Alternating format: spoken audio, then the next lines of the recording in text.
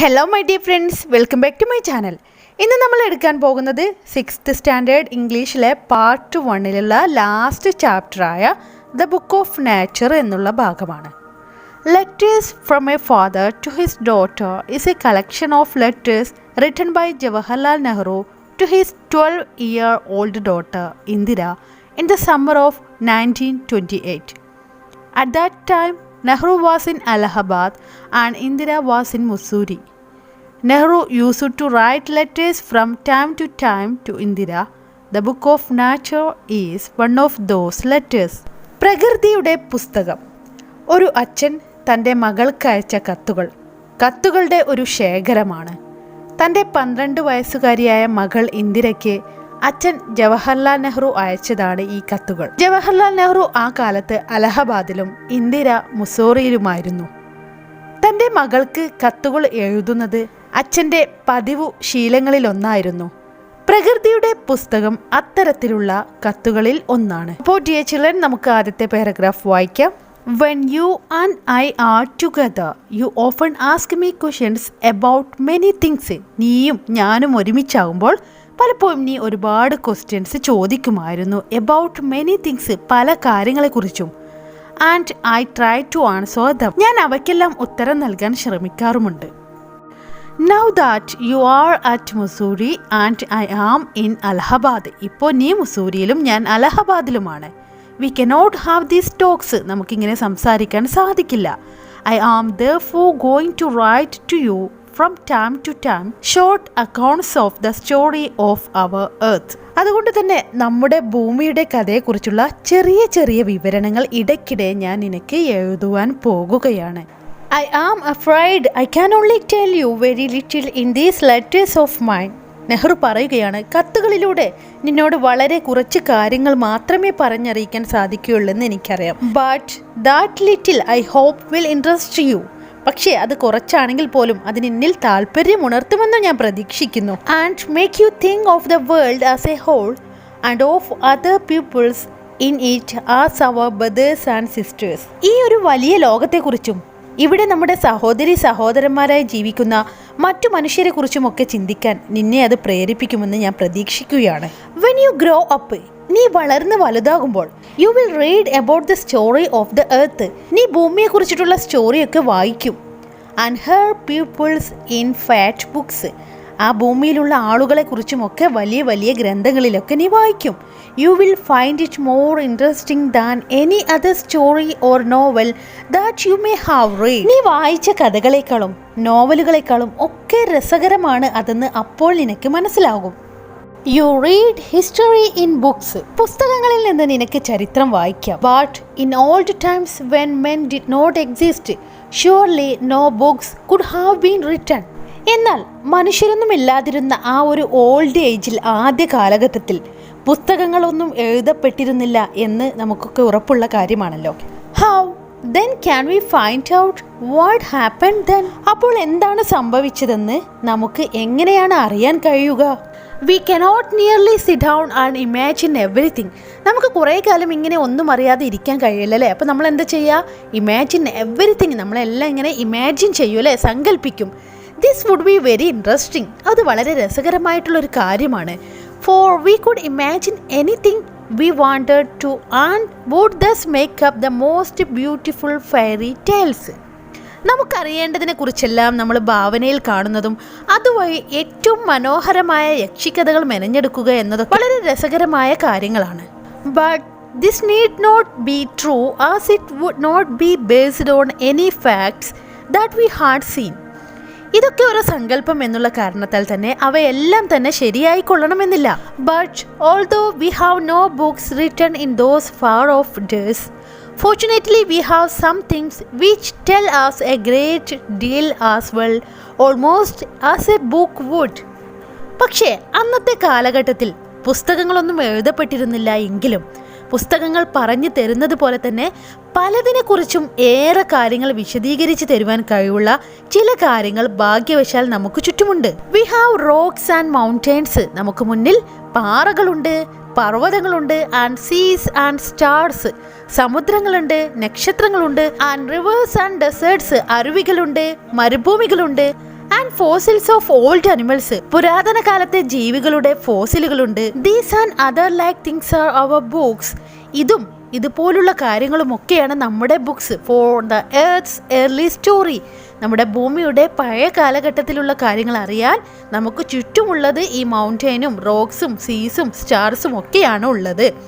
And the real way to understand this story is not merely to read about it in other people's books.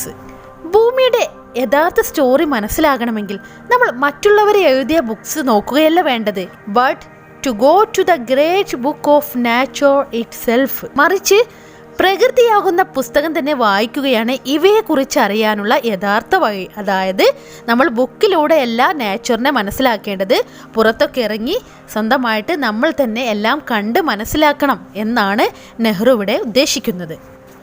You will I hope soon begin to learn how to read this story from the rocks and the mountains. പാറകളിൽ നിന്നും പർവ്വതങ്ങളിൽ നിന്നും എങ്ങനെയാണ് കഥ വായിക്കുന്നതെന്ന് താമസിയാതെ നീ മനസ്സിലാക്കുമെന്ന് ഞാൻ പ്രതീക്ഷിക്കുന്നു. Imagine how fascinating it is. അതെത്ര ആശ്ചര്യകരമായിരിക്കുമെന്ന് ആലോചിച്ച് നോക്കൂ. Every little stone that you see lying on the road or on the mountain side may be a little page in nature's book. വഴിവക്കിലോ പർവ്വതത്തോടോ ചേർന്നു കിടക്കുന്ന ഒരു കല്ല് ഈ പ്രകൃതിയാകുന്ന പുസ്തകത്തിലെ ഒരു ചെറിയ താളാണ്, അതായത് ഒരു പേജാണ്. And may be able to tell you something if you only knew how to read it. നിനക്ക് ആ ഒരു പ്രകൃതിയെ വായിക്കാൻ അറിയുമെങ്കിൽ അതിന് നിന്നോട് ചില കാര്യങ്ങൾ പറയാനുണ്ടാകും. To be able to read any language, Hindi or Urdu or English, you have to learn its alphabet. നിനക്ക് ഏതൊരു ഭാഷ വായിക്കാൻ അറിയണമെങ്കിലും, ഫോർ എക്സാമ്പിൾ ഹിന്ദിയോ ഉറുദോ ഇംഗ്ലീഷോ, നീ എന്ത് ചെയ്യണം? ആദ്യം അതിലെ ആൽഫബറ്റ് പഠിച്ചിരിക്കണം. So also you must learn the alphabet of nature. അതുപോലെ തന്നെയാണ് നീ നിർബന്ധമായിട്ടും നേച്ചറിൻ്റെ ആൽഫബറ്റ് പഠിച്ചിരിക്കണം. Before you can read her story in her books of stone and rock. അതുപോലെ തന്നെ കല്ലിൻ്റെയും പാറയുടെയും ഒക്കെ കഥ വായിക്കുന്നതിന് മുമ്പേ തന്നെ പ്രകൃതിയുടെ അക്ഷരമാലയും പഠിച്ചിരിക്കണം. Even now perhaps you know a little how to read this. ഇപ്പോൾ മുതൽ ഒരു പക്ഷേ നീയും അത് വായിക്കാൻ പഠിച്ചിരിക്കും. If you see a little round shiny pebble, does it not tell you something? തിളങ്ങുന്ന ഒരു ചെറിയ ഉരുളൻ കല്ല് കാണുമ്പോൾ അത് നിന്നോട് എന്തെങ്കിലും പറയാറില്ലേ? How did it get round and smooth and Shiny without any corners or rough edges? അതിൻ്റെ കോർണറുകളോ പരുപരുക്കൻ വക്കുകളോ ഒന്നുമില്ലാതെ എങ്ങനെയാണ് ഇത്രയും ഉരുണ്ടതും മിനുസമുള്ളതും തിളങ്ങുന്നതുമായത് എന്നുള്ള ഒരു സ്റ്റോറി ആ കല്ല് നിന്നോട് പറയാറില്ലേ? If you break a big rock into small bits, നീ ഒരു വലിയ പാറക്കഷ്ണം ചെറിയ ചെറിയ ബിറ്റുകളാക്കിയാൽ, each bit is rough and has corners. ഓരോ ബിറ്റും വളരെ റഫായിരിക്കും അല്ലേ, പരുക്കനായിരിക്കും. ആൻഡ് റഫ് എഡ്സ്, അതിൻ്റെ ഓരോ അരികും വളരെ പരുത്തതായിരിക്കും. It is not at all like a round smooth pebble. അതൊരിക്കലും ഒരു ഉരുണ്ട ഉരുളൻ കല്ല് പോലെ സ്മൂത്ത് അല്ല. How then did the pebble become so round and smooth and shiny? അപ്പോൾ എങ്ങനെയാണ് ഒരു ഉരുളൻ കല്ല് ഇത്രയും മിനുസമുള്ളതും തിളങ്ങുന്നതും ഉരുണ്ടതുമായത്? It will tell you its story if you have good eyes to see and ears to hear it. നിനക്ക് നല്ലൊരു കാഴ്ച ശക്തിയും കേൾവി ശക്തിയും ഉണ്ടെങ്കിൽ അത് അതിൻ്റെ കഥ പറഞ്ഞു തരും. ഇറ്റ് ടെൽസ് യു ദാറ്റ്, അത് നിന്നോട് അതിൻ്റെ സ്റ്റോറി പറയുകയാണ്. വൺസ് അപ്പോൺ എ ടൈം, ഒരിക്കൽ. It may be long ago, ഒരുപാട് വർഷങ്ങൾക്ക് മുന്നേ. It was a bit of rock, അതൊരു പാറയുടെ കഷ്ണമായിരുന്നു.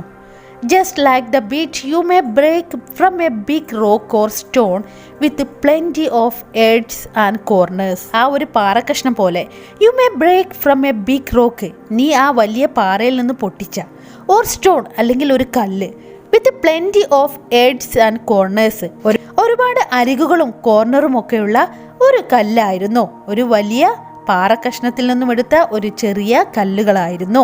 വളരെ റഫായിട്ടുള്ള എഡ്ജായിരുന്നു അതിനുണ്ടായിരുന്നത്. Probably it rested on some mountain side. ഒരു പക്ഷേ അത് ഒരു പർവ്വത സമീപം നിലനിന്നിരിക്കണം. ദെൻ കേം ദ റെയിൻ, അങ്ങനെ അവിടെ മഴ പെയ്തു. And washed it down to the little valley. അങ്ങനെ മഴ പെയ്ത് ആ കല്ല് താഴ്വരയിലേക്ക് ഒലിച്ചു പോയി. Where it found a mountain stream which pushed it on and on till it reached a little river. അങ്ങനെ പർവ്വതത്തിൽ നിന്നുള്ള നീർച്ചാലിൽപ്പെട്ട് അത് വീണ്ടും ഒരു ചെറിയ അരുവിയിലെത്തി. And the little river took it to the big river. അങ്ങനെ ആ ചെറിയ റിവറിൽ നിന്നും അതൊരു വലിയ റിവറിലേക്ക് പോകുന്നു. And all the while it rolled at the bottom of the river and its edge were worn away. ഈ സമയം അത്രയും അത് ഉരുണ്ടുരുണ്ട് അതിൻ്റെ വക്കുകളെല്ലാം ഉരഞ്ഞു തേഞ്ഞു പോയി. Thus the rough surface was made smooth and shiny. അങ്ങനെ ആ കല്ലിൻ്റെ പരുക്കൻ പ്രതലം മിനുസമുള്ളതും തിളക്കമുള്ളതുമായി. So it became the pebble that you see. അങ്ങനെയാണ് ഇപ്പോൾ നീ കണ്ടിട്ടുള്ള വളരെ മിനുസമുള്ള ഉരുളൻ കല്ലായി മാറിയത്. Somehow the river left it behind and you found it. എങ്ങനെയോ പുഴ അതിനെ അവിടെ ഇട്ടിട്ട് പോവുകയും നീ അത് കാണുകയും ചെയ്തു.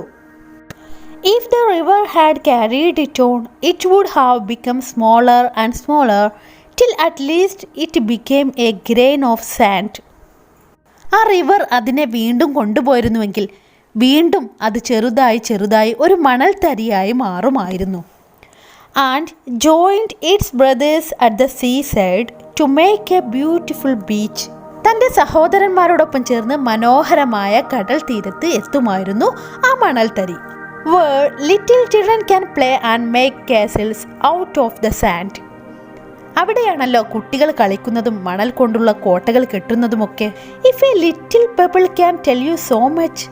ഒരു ചെറിയ കല്ലിന് നിന്നോട് ഇത്രയും സംസാരിക്കാനുണ്ടെങ്കിൽ how much more could we learn from all the rocks and mountains and the many other things we see around us. പാറകളിൽ നിന്നും പർവ്വതങ്ങളിൽ നിന്നും നമുക്ക് ചുറ്റും കാണുന്ന മറ്റു വസ്തുക്കളിൽ നിന്നുമെല്ലാം നമുക്ക് എന്തുമാത്രം പഠിക്കാനുണ്ടാകും. അപ്പോൾ നെഹ്റു തൻ്റെ മകൾ ഇന്ദിരയ്ക്ക് എഴുതിയിട്ടുള്ള ഒരു ലെറ്ററാണിത്. ഇത് നമുക്ക് നൽകുന്നത് വളരെ നല്ലൊരു സന്ദേശമാണ്. ഇവിടെ നെഹ്റു ഒരു പാറക്കല്ലിൻ്റെ സ്റ്റോറിയാണ് പറഞ്ഞത്. വളരെ സ്മൂത്ത് ആയിട്ടുള്ള ആ ഉരുളൻ കല്ലിന് പറയാൻ ഇത്രമാത്രം സ്റ്റോറി ഉണ്ടെങ്കിൽ നമുക്ക് ചുറ്റും ഒരുപാട് കാര്യങ്ങളുണ്ട് നമുക്കറിയാനുള്ളത്. പ്രകൃതിയെക്കുറിച്ചറിയാൻ നമ്മൾ പുസ്തകങ്ങളിലേക്കല്ല പോകേണ്ടത്, നമ്മൾ നമുക്ക് ചുറ്റുമുള്ള പ്രകൃതിയിലേക്ക് ഇറങ്ങി കണ്ട് ആസ്വദിച്ച് എല്ലാ കാര്യങ്ങളും മനസ്സിലാക്കുക. എനിവേ ഈ ക്ലാസ് നിങ്ങൾക്കൊക്കെ ഇഷ്ടമായെന്ന് വിചാരിക്കുന്നു. അപ്പോൾ ഡിയർ ചിൽഡ്രൻ, ഇന്നത്തെ ക്ലാസ് ഇവിടെ വൈൻഡപ്പ് ചെയ്യുന്നു. അടുത്ത ക്ലാസ്സിൽ കാണാം. Until then bye bye.